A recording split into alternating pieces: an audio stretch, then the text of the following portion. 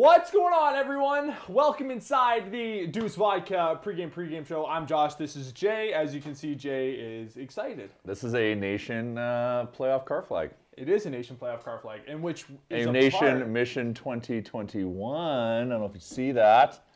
Clearly says 2021. Which is part of our new playoff packages. Our playoff packages, Which includes what? We got so you can buy a flag and a Nation decal for $19.97. That's a good deal.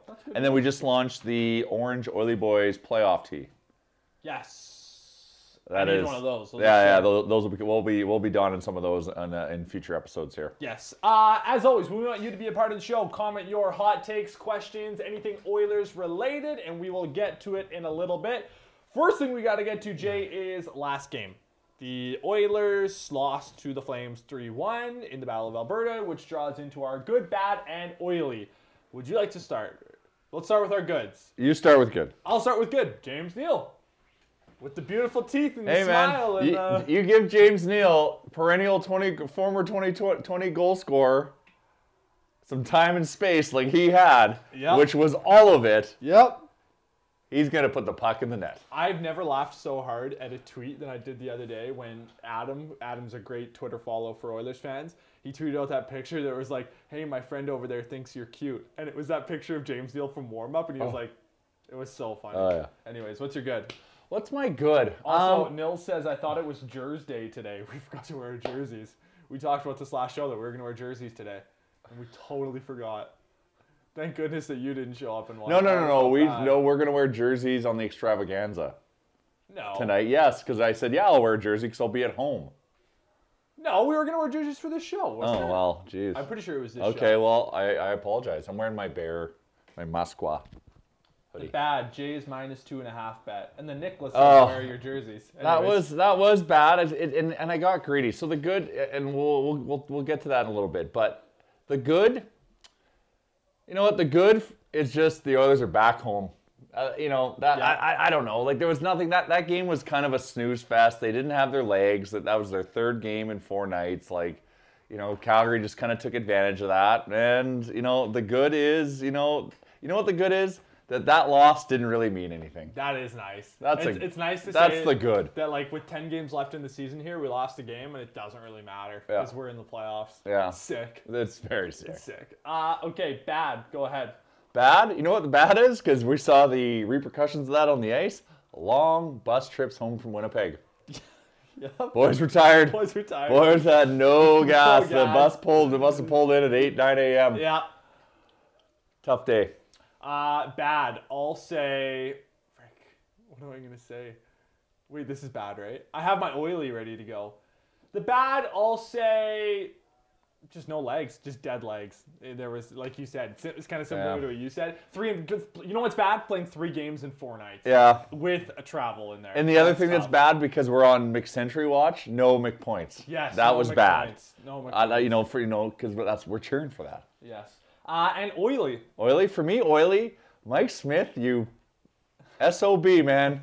You kept us in that game, even though we were dog tired. Like, that game could have been like 10-1 quite easily. So you were oily. You sneaky devil. You're just having the sneakiest, best season of your life, and I commend you for it. Obviously, like, there's going to be a lot of other people that are more suited for the award, but isn't the Bill Masterton the Comeback Player of the Year award? Or what is the Comeback Player of the Year in the NHL? Yeah, it's kind of like, face it. I think it is the Bill Masterton, Correct. Maybe yeah, it's impressive. Came back from being 38. Yeah. Almost 39 now. That's true, yeah. For my oily, I'm going to say Ryan McLeod. Because he just oiled himself up to the second line. Just greased his way up there. Just greased his way up to the second line. Good for him, man. He doesn't look out of place. No. He can move the puck. He's willing to make, he makes skill plays. Like, yeah, he's oily. And with that, let's talk about it. Our second headline here is brand new lines. Brand new lines. Shiny new lines. Brand new lines. And let's start at the top. McDavid and Draisaitl are back together with Kyler Yamamoto. Jay, what is this opportunity, and what does this mean for Kyler Yamamoto? This means points for Connor. Well, always points for Connor McDavid for Kyler Yamamoto. So I'm going to be probably betting. I'm assuming the line on him has shifted dramatically. Yeah. But I'll be sprinkling some money on him because that is, and we talked about this before the show, and Josh made the point of this is an opportunity to try to get Yamamoto going. They got to get Yamamoto going. They got to get him going. He's got one goal. It's not for a lack of effort. Like the kid's, he's creating chances, but I just think he's got a better shot He's with these guys. right now. Kind of similar to what Ryan Nugent-Hopkins was earlier in the season. I don't want to say different in the way that Nuge was double clutching. You could see that it was just kind of slow off his stick. Yamamoto just can't score. Like he hit a post last game. Yeah. He just missed the net. He's not playing bad. Like he's still watching. Like, man, this kid puts in the effort. He is playing well. He's just not scoring. So this is a great chance to try to fix that. The second line here, what I saw on Twitter is a little bit different than what I saw on the GDB. The only difference I'm seeing is that on the GDB here it says Nuge is going to center McLeod and Puljujarvi. I believe it's going to be McLeod centering Nuge and Puljujarvi. Whoa. So I'm pretty sure it's McLeod up the middle. Wow. Which I might be wrong. I'm pretty sure it's McLeod up the middle. I hope it's McLeod up the middle because Nuge is a better winger. Jay, what do you think about McLeod with Nuge and Puljujarvi, and why do you think Dave Tippett now has the confidence to put Nuge on a line with those two guys? Well, Nuge, since he's been back from injury, he's been playing really solid. So yeah, you're right. He is more effective in the winger position. So this is a big opportunity for Ryan McLeod. Big opportunity. Because if he can put in a good performance and stay as our second line center, like if we can bring the dynamic duo back together and still have a solid second line, that's dangerous. Yeah, I'm the biggest supporter in the world of McDavid and Draisaitl playing together. Like I've well, always it's liked so risky. It's so risky because you can in playoffs a team can shut down one line. I'm not saying that like it's like highly probable, but it's easier for them to shut down one line than two lines. So the split, you okay? Yeah, I broke the pen. Yeah, so I was trying to get any ink on my face. I don't want to have ink all over my face. No, you're good. You're good. Okay. So like, having a two-headed monster for two lines is for me always a better thing. Yeah. So that always meant having McDavid and Draisaitl split up. But if for some reason, we're in the laboratory right now. We're in the playoffs. So now's a chance to try some things, give some people some opportunity to see how they look and how they fit in. Because now we're tooling to see what our opening face-off lineup should be come playoff time. So I'm excited. I'm excited for Ryan McLeod. He has done nothing to not keep us excited. I like what you said when now is the time to try stuff out. Yes, these games are still important because you want to be trending in the right direction heading down the stretch, but if you're going to try something out, let's try it out now. Well, if it's not working, he'll change it mid-game. So, it's not a big deal. I think it's a great, it gets me excited. Haas is going to center Archibald and Cahoon. So Cahoon gets the bump from 1 to 3, but I like Cahoon's game right now, and I think that line of Haas, Archibald, and Cahoon, it's tiny small for a third line, but there's a lot of speed there. A lot of heart, a lot of speed, a lot of work. Which means Shore, Chason, and Neal. Hot hands Neal. I don't mind that line. Neal's slow as heck. But you know what? So when we transition into playoffs and heavy hockey is the game, this is where James Neal will become effective. Because speed gets kind of taken out of the equation a little bit more. So this is where a heavy guy like Neal can go bang around and create some havoc, like in the play-in tournament, like the Kara, Neal, and Chason? Was the line? Kara, Neal, and Chason. Yeah. They were like our best line in August, which is not a good thing to say. Hey, don't rush him, but don't. I don't want to see him actually in the regular season. Don't rush him. He's skating with the team and all that stuff. Home. Just rest, man. We need you for the playoffs. We got our guy Graham coming in with a question here. So Graham says, if you were on board with giving some of the regular Oily boys a rest during the stretch, who are you injecting from the bench in, and where do they slot in, and how much ice time? So if we're going to start talking about coming down the stretch, load management, Kawhi Leonard style. That Kawhi, man, I don't like him. If you were going to give some of these Oilers players a rest, i.e. McDavid, Draisaitl, maybe Nuge, maybe Puljujarvi, are you looking to bring Tyler Ennis back in the lineup? Yeah, where would you slot him in? Do you think that would be an opportunity to try out McLeod and Ennis together? Because a lot of people have talked about that as well. Yeah. So even you could set them up as a second/third line and play McLeod and Ennis together. Bouchard, maybe? Bouchard. You also have to be careful because the Oilers only have 2 or 3 call-ups left for the rest of the season. Yeah. Which means they can only bring them off 2 or 3 more guys off the taxi squad. So I don't know exactly how it works. But Nygaard as well. Bring Nygaard back in the line. But he's hurt, isn't he? I don't know. But Nygaard, it doesn't matter. I don't know if Nygaard... And I say this with peace and love, but the Nygaard experiment is over. The Nygaard experiment is over. So just use him right now to get through the season? It's big time over. And I think that he's fallen out of favor with the coaching staff. I do. Just the guy skates like the wind and he can forecheck, but like he can't keep the puck on it. He's a play killer. And he falls over and he's just all over the ice. And I remember I watched his last like media thing that he did. Yeah. Dude, some of his answers they kind of rubbed me the wrong way. They were a little shady. Just like with him talking about like how he wish he was playing. Like obviously they're always going to say you wish you were playing more, but like you can just tell that he's fallen out of favor with the coaching staff. He ain't going to be back next year. Now, the other thing to ask ourselves, because once again, playoffs is a different thing and veteran presence helps. Like, is this where like somehow like Kyle Turris like finds his game? Oh, I forgot about Kyle Turris. Well, that's I literally forgot about Kyle Turris. Well, that's the state of Kyle Turris. Is he active or is he on the taxi squad? Is he hurt? Well, no, he's not hurt. That's the thing, we don't even know. But if he's on the active roster, which I don't believe he is, I think he's on the taxi squad, which means if they wanted to play him, they'd have to use one of those 3 call-ups that they have remaining. Are they going to waste that on Kyle Turris? I know Dan thinks that they're going to play him in the first game of the playoffs, but...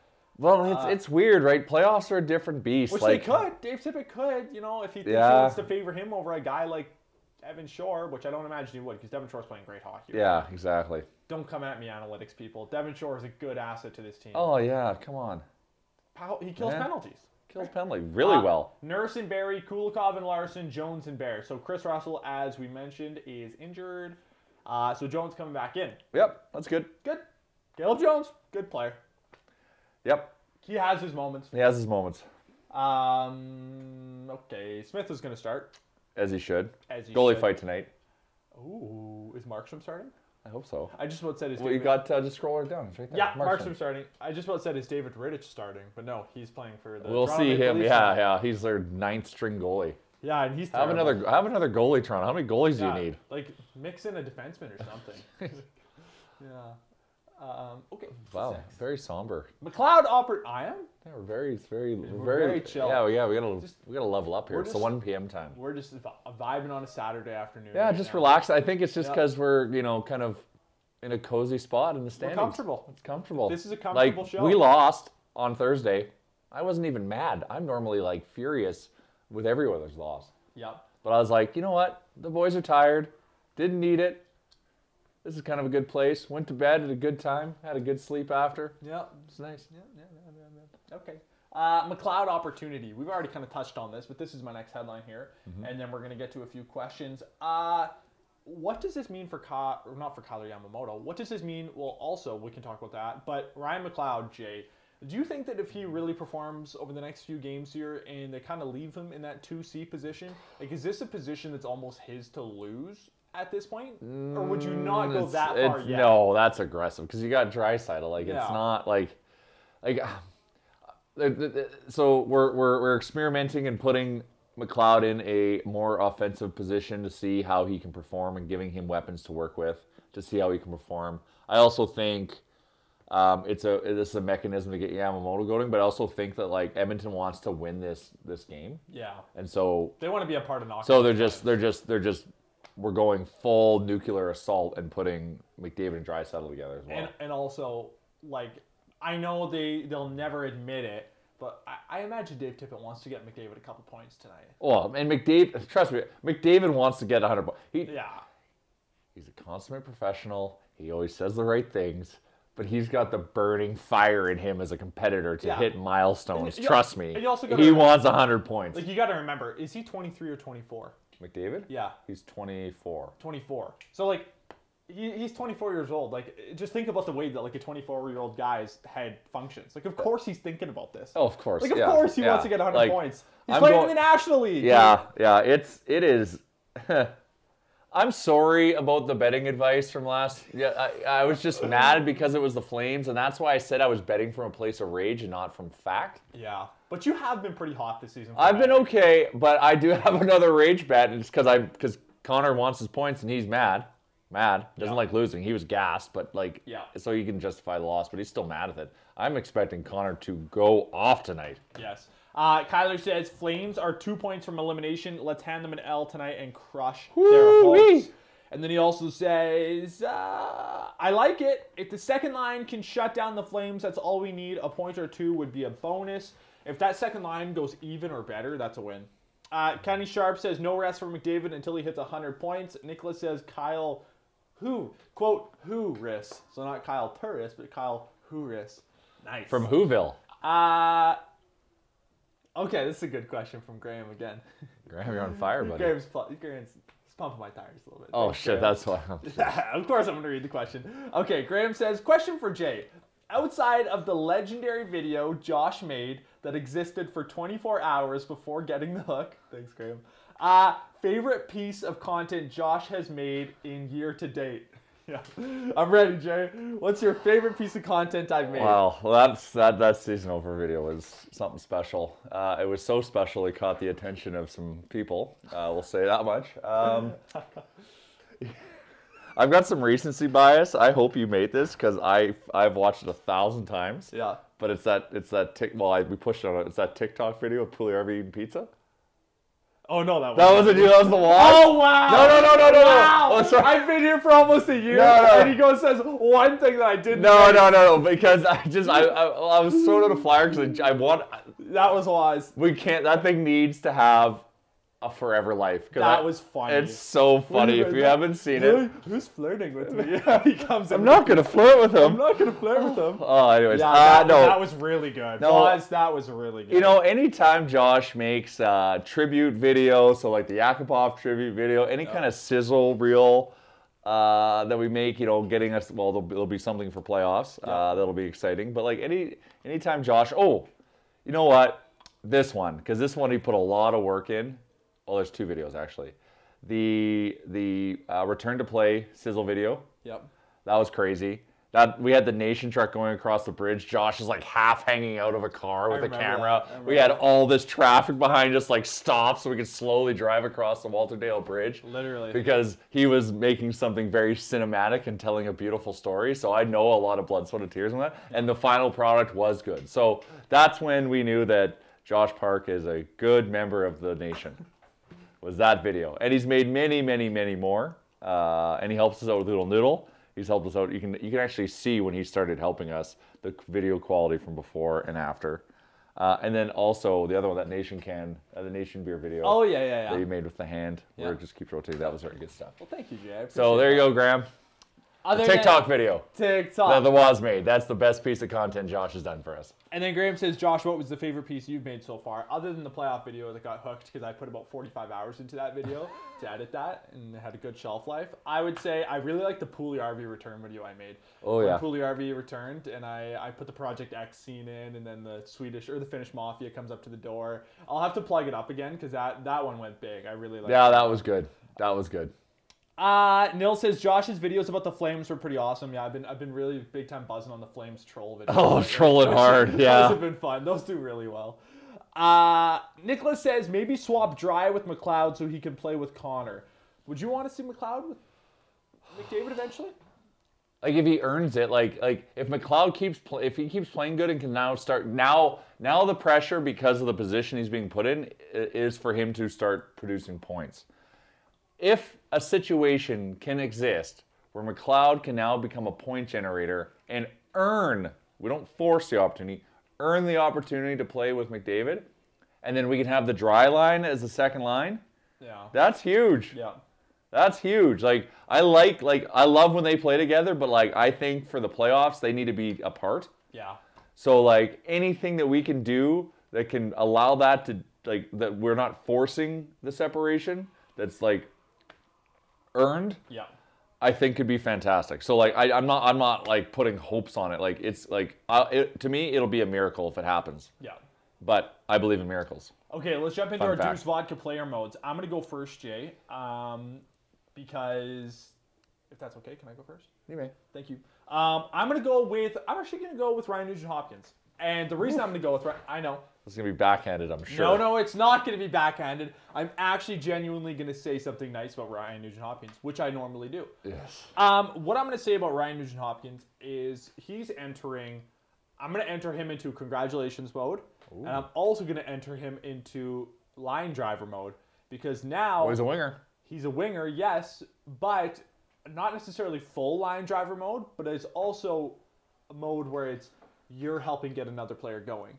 So he is going to have an opportunity make the other Ryan look good. To make the other Ryan look good, exactly. So I'm congratulating Ryan Nugent-Hopkins. So I'm entering him into congratulations mode because now is your opportunity to help get McLeod going.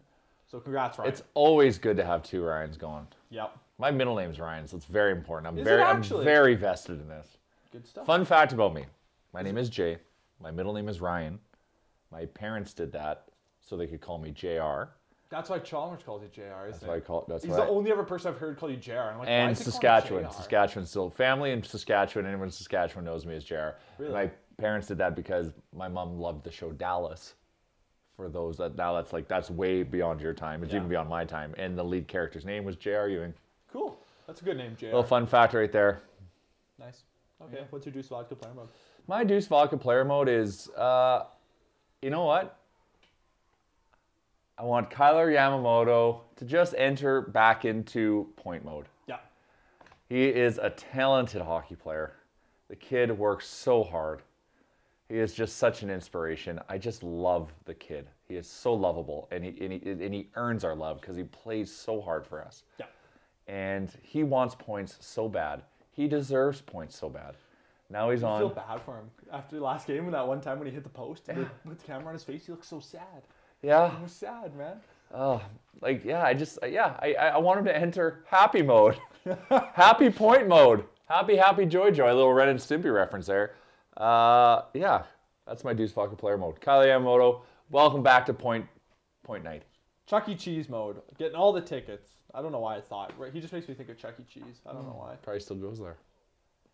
Chuck E. Cheese is really fun. Well, it's overrated. It's underrated. I love it. Sorry. Yeah. Do you think that? No, they're definitely not open right now.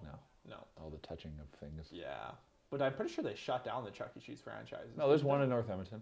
But there was one in South Common as well, but I thought it shut down for some reason. Oh, it might have. I used to go there all the time. Shout out to my mom. She used to take me there. They put sugar in their pizza sauce. Like, you eat their pizza and it tastes like dessert. Really good. It was really good. Exactly. But the dessert pizza was really good as well that they used to have. Yeah, even more, yeah. Yeah. Kyler Kotick says, if I'm not mistaken, I'm pretty sure Edmonton clinches with a win tonight. I have no idea. But I don't think they do, but they might. They might, because, like... I thought their lucky number was 7. Yeah, but like it's weird because it can also go down if Vancouver loses. Like because there's so many other variables that make up that number. So like the Oilers can not even play a game and their number can go down. Yeah. So I hope so. Clinchmas, baby, let's go. Brad says, also known as Spank Yag, also known as the Bearded Brad, says, how many Neon Leon goals tonight? Oh, I hope we see some Bearded Brad Neon Nation Bomb videos. The tracksuit. I really like the tracksuits. Oh, yeah. The tracksuits are good. He wore those to Vegas, him and his really? wife. Oh, just so awesome. I'm expecting those two to go off tonight. I'm going to hit them both over 2.5 points. Okay. He also says, I think Yamo's going to have a huge game tonight. Ryan Cullen says, Ryans unite. So we got a Ryan in the chat. Thank you. Nils says, we are going to have many of those problems where talented guys will play kind of too far down the lineup. Good problems to have, but still. Yeah, agreed, Nils. Okay, why don't we get into our next headline here, Jay? Tonight is the final Battle of Alberta of the season. Mm-hmm. What do you rate this year's BOAs in general? Like, give us a school grade.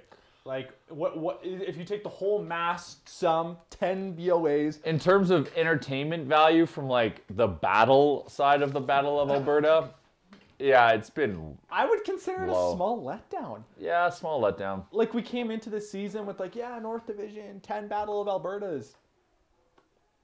Like, they weren't that great. Yeah, they weren't that spicy. But I'll take a playoff team. Well, it doesn't matter. Like, at the end of the day, who cares? But like, I always like to subscribe to the B of the BOA. Yeah. Here's a good point from Tim Keller. He says too many battles takes the heat out of it. So it almost like what's that's the word true. for Yeah, it? it waters it down. Waters it down. There's like 9. That's fair. That's fair. So what do you give it? I'm gonna give it like a B. Just a B. C plus. C plus. Passing grade because we've done well against Calgary. Yeah. But then not a exemplary grade because of the entertainment value being a little bit low. Yeah. Kyler Koenig says, sorry, my mistake. You're right. Just miscalculated the numbers. It's all good, Kyler. It's all good, man. Okay. Do you want to do some betting talk? Let's do it. Send in some questions while we're looking at the numbers. All right. So once again, I told you last week, like you didn't have to come with me. If you did, I'm super sorry. And I should have been more analytical of thinking this is the third game in 4 nights. The boys were going to be tired, but I'm like, they're playing. Plus the bus. The bus trip. It's too much. It's too much. I should have known better. So I misled you all. So here's the thing: the team has had a couple good nights sleep now in their own beds. They're going to be recharged. They're pissed that they lost the game. Connor didn't get any points, so he's pissed. He wants 100. We want him to get 100. So this is where I'm looking. Because Oilers are a mild favorite, what, minus 125, minus 130 I've seen. So I'll look. I'm very, very confident the Edmonton Oilers are going to win tonight. So I'm going to bet them in regulation and chase the juice and get them at plus 120. I'm actually going very heavy on that. Plus 116 in reg. I got it. Oh, well. Wait, is this the game's in Calgary? Once again, I play multiple books. Either one I found plus 120.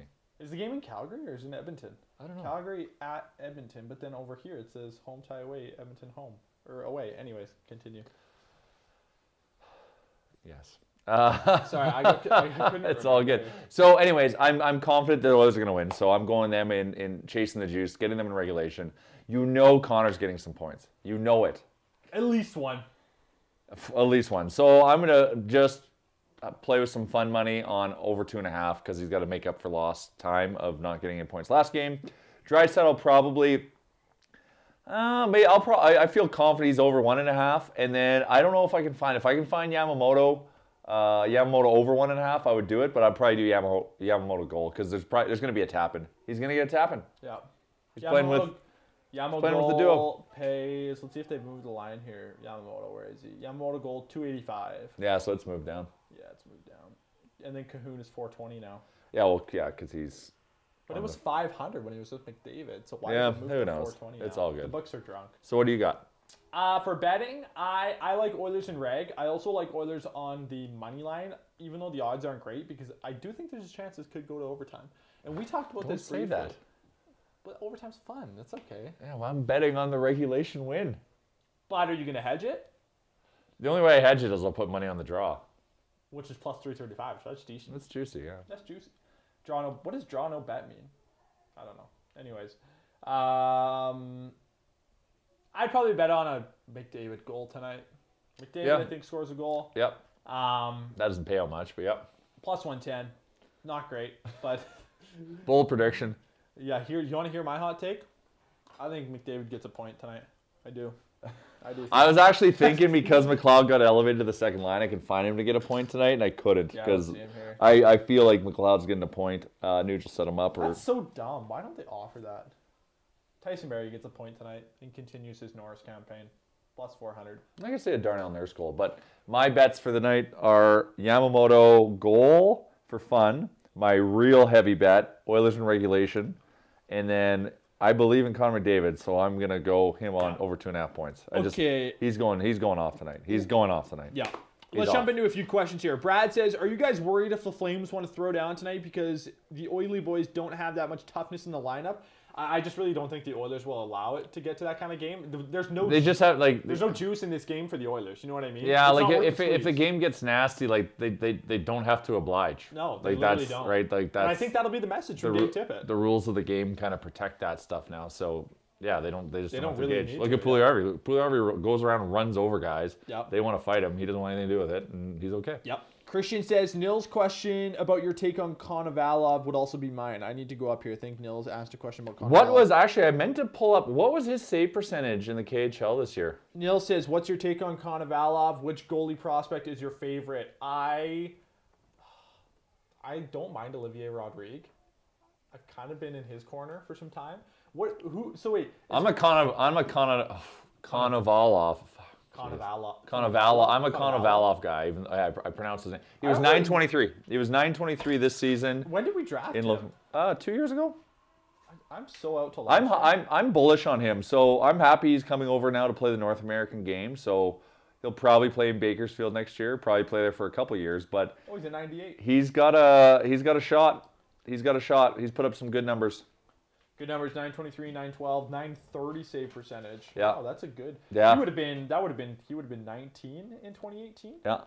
And he put up a 930 save percentage. Yeah. Yeah, he's been good. Wow. So there could be something legit. there. But it's nice to know that we got Skinner, and we got Rodrigue. Yep. We've got goalies in the system, which is nice. It's been so long since we've drafted and nurtured and harvested a goaltender. Yep. Dubnyk. Nils says, will there be another call-up from Bako at some point this season? No. I would highly doubt it. Unless injuries. And if so, who are they calling up? Benson? They could call up Benson or Marody to be a Black Ace when playoffs start. Oh, yeah. Well, the Black Ace is a whole different beast. Yeah. I can see him being up there. That could happen. But for the regular season, no. I don't think so. Nils says, I didn't just lose money with the J bet. I also was very heavy on Justin Fields going 3rd overall to the 49ers. Speaking of the NFL draft, we should give a quick shout out to our guy, Chuba Hubbard from Sherwood Park, Alberta. Chuba, our congratulations. Backyard.